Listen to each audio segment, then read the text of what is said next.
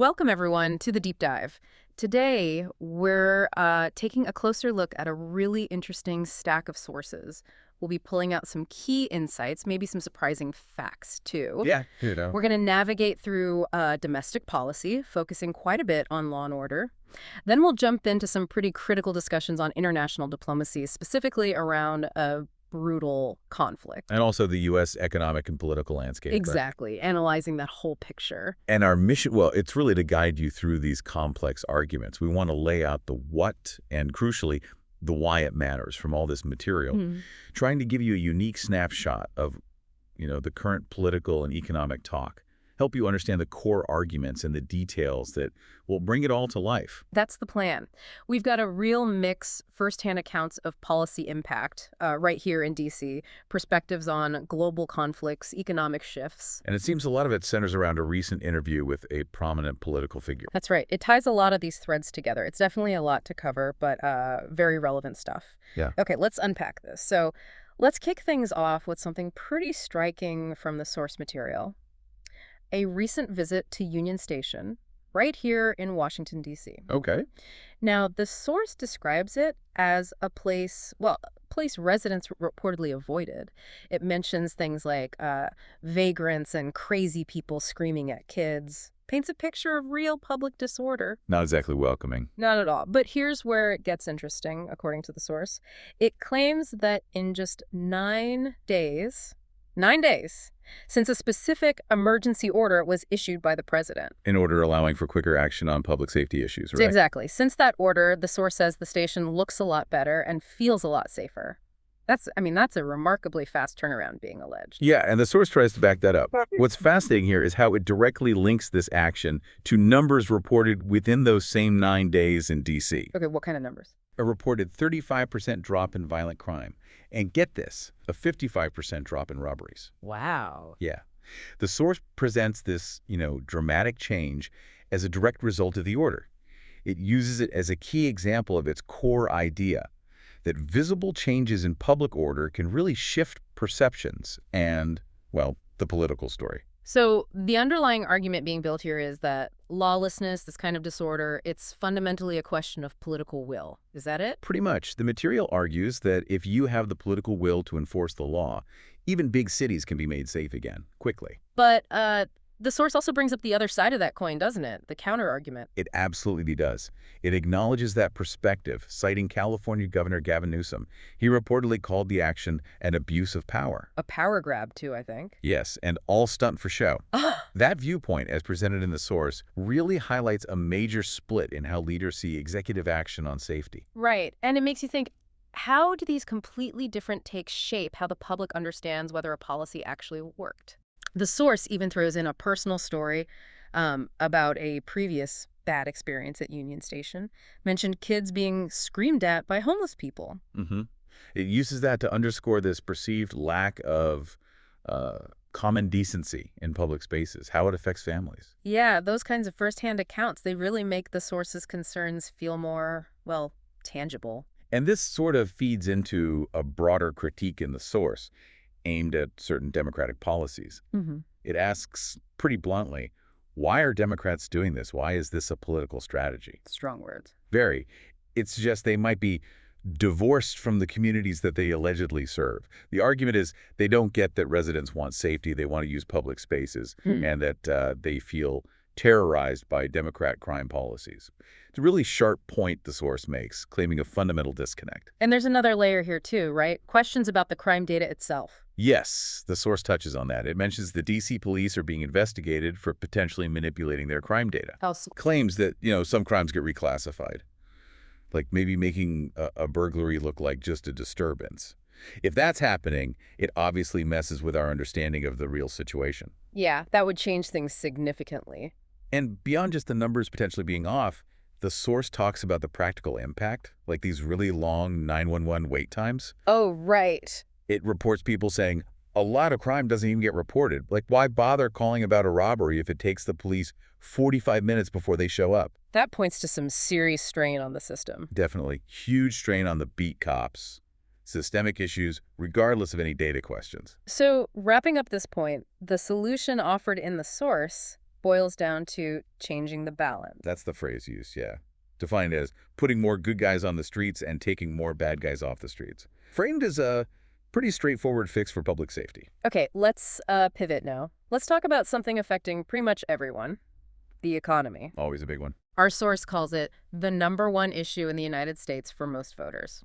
And it presents a clear partisan frame here. How so? It contends Democrats are betting against the United States, while the current administration is betting on it. Does the source give specifics to back that up? It does try to. It points to several positive economic signs it connects to the current administration, things like new investment coming in. Okay. And it suggests this is partly because the tariffs, the taxes on foreign goods, encourage companies to build here instead. Right, to avoid those costs. Exactly. The source also notes blue-collar wages rising at their fastest rate in 50, 60 years, and inflation cooling off, though it does admit there's still work to do there. So the argument is basically for a shift towards building things here, economic nationalism driving prosperity. That's the core insight the source pushes, yeah. A strategic focus on domestic production. And the overall message seems pretty optimistic, future-focused. It's a time to build in the United States of America. It mentions specific things like car manufacturing, next-gen tech, housing. What's the deeper reason the source gives for this big push?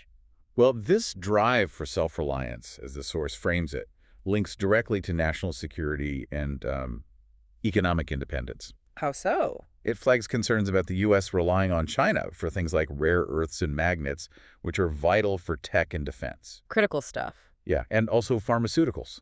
So the administration's directive, according to this material, is basically fix that issue.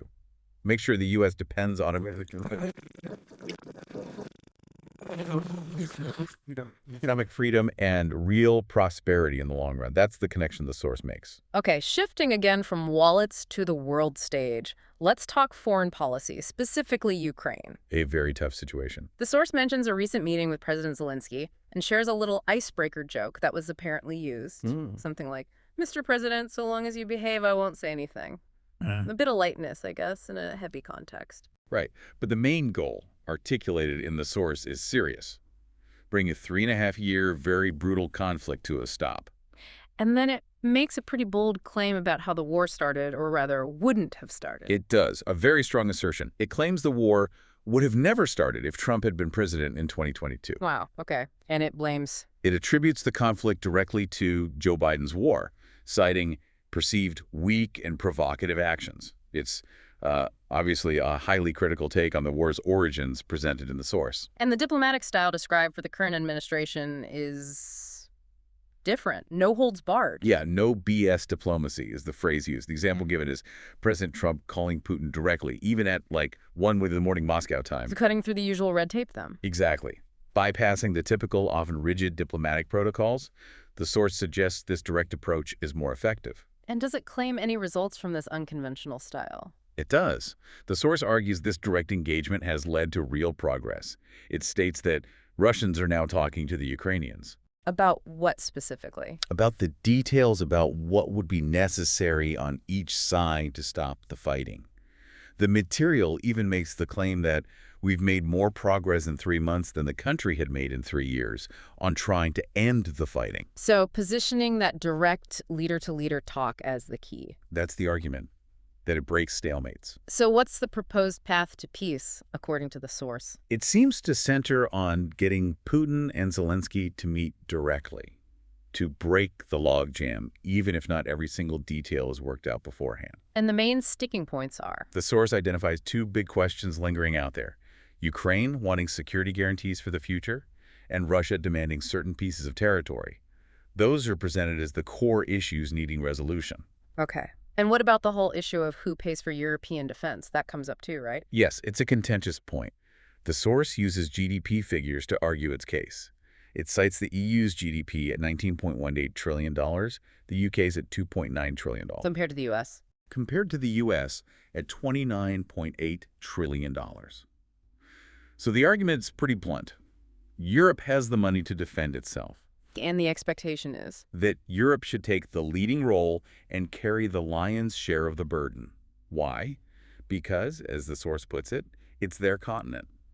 Interesting. And the source offers a little insight into Putin's character. Just a brief description says he's more soft-spoken than you would necessarily expect. Very deliberate and totally focused on the interests as he sees it as of Russia. And apparently respects the U.S. president for doing the same for American interests. That's what the source reports, interestingly. A sort of mutual respect based on national focus. All right, let's swing back home now. Domestic politics. The source talks about the Democrats doing a 2024 autopsy, analyzing what happened. Yeah, that post-election look back.